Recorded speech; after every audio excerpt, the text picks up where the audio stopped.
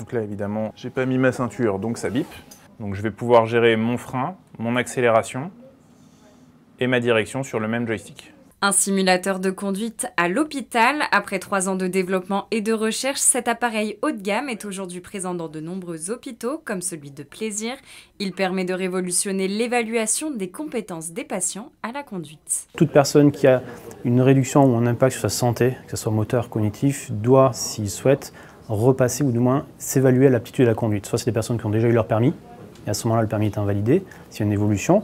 Il faut à ce moment-là passer une réévaluation à la conduite, donc se faire évaluer par des équipes pluridisciplinaires, repasser devant un médecin agréé. Et ces équipes-là vont définir les adaptations nécessaires au profil de la personne, au handicap, pour après repasser quelques heures de conduite et repasser son permis de conduire. Ici, le simulateur est proposé aux patients qui suivent un parcours de soins de suite ou de rééducation.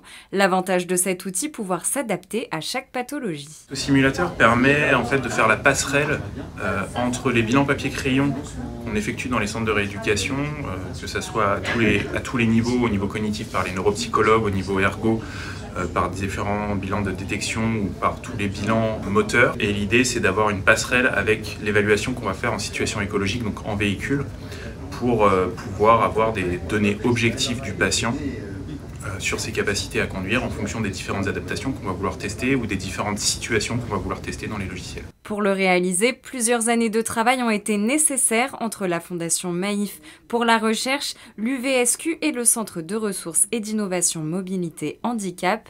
Commercialisé depuis 2020, le simulateur est déjà présent dans une vingtaine de centres.